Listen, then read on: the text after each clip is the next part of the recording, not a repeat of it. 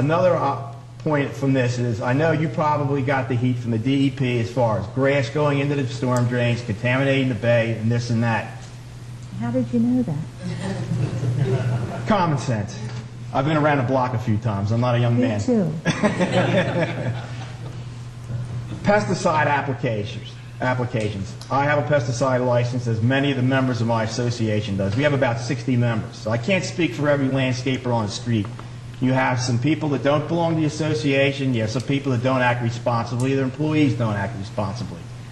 If you're familiar with pesticides, whether it be a fertilizer, a weed killer, a fungicide, something that's a pellet, you cannot successfully remove it off a sidewalk as far as in the cracks and along the edging grooves. If you're using a broom, it's all laying there.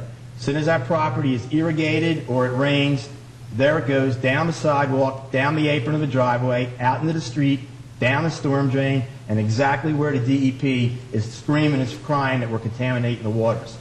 We're taught in our classes and in our discussions within our own association, we police ourselves. We'll stop and talk to somebody, or we'll talk about it at our meetings about the use and the abuse of blowers. It's just like anything else.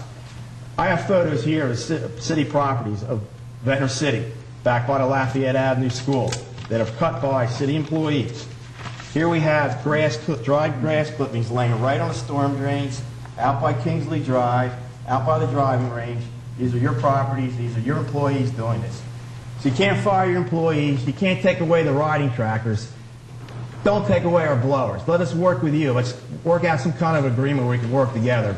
We're not bandits. We're not bad people. We're just trying to earn a living and give a good product to your citizens. Trying to act responsibly. Well, we never said there was any that you guys were bad.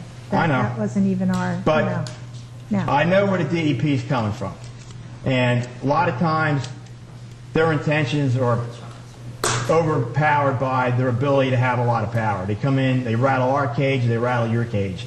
And, I don't have to tell you about abuse in Trenton. That's not heaven up there. And for them to come down and, shake your cage and say, look, you got to do something about the grass clippings going down the storm drains.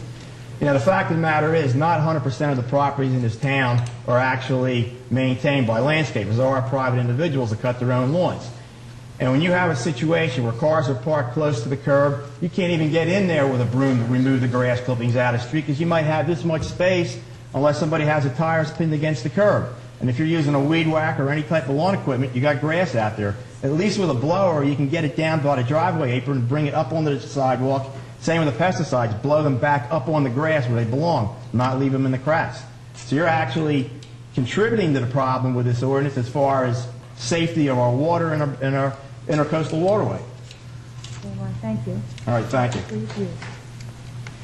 Anyone else? Yeah, I'm sorry. Excuse me, Mayor, just one last thing.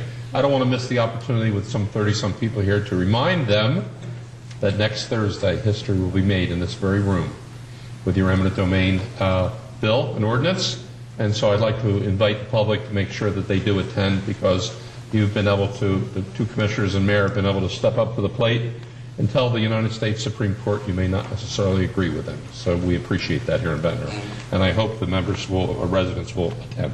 Thank you. Thank you. Someone else? Yes. Briefly, what is the ordinance on the blowers for some of us who don't know? Steve, you want to discuss that? Well, the ordinance only says that blowers are not going to, or are allowed in the city of Ventnor and will continue to be allowed as long as the landscapers or people using the blowers clean it up. And that means putting it into a pile and carting it away and not blowing it all over the land or in the street. I think it's a simple ordinance. I don't think there's anything complicated about it.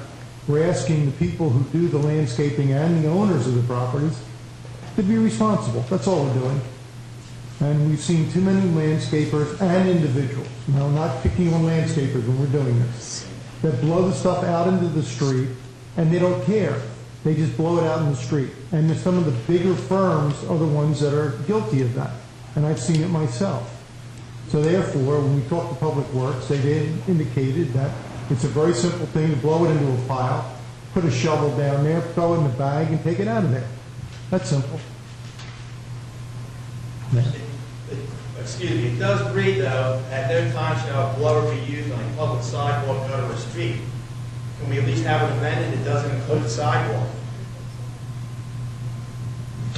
But that's where it is, right here, at no time shall grass or leaves. Yeah, well, I mean, that's what they're doing. That's what my It complaint says is, so. that's where the financial burden becomes on us. No, I don't think he's reading it. Yeah, Right. that's why. Okay, yeah, point well taken. I think that we'll take that line out of it, and that'll Thank you, add fine. that's all I ask. We'll see. I'm very happy. That's fine. I'm sorry that was a, We didn't try to stop that. Okay. Yes, sir. Yeah, Mr. Marcus again. I just would like to remind the Commission and Commissioner Montrell in particular that at the intersection of North Swarthmore and Burke Avenue, opposite the Shalom House, you've got some real nice mosquito breeding puddles that are still there even this evening. So I hope in your budget there'll be some provision there. And I don't know exactly, I believe the city owns the abandoned stretch of North Swarthmore. I don't think it was ever deeded to the Shalom House, so. would you check on that, please? Would you check on that I with went Sean? through that with the previous mayor. There were 2 junk cars there, and there was an argument about on whose land those junk cars were. And I asked the mayor, I said, did the city ever deed that land to the Shalom House when they moved Swarthmore? The answer came back, no.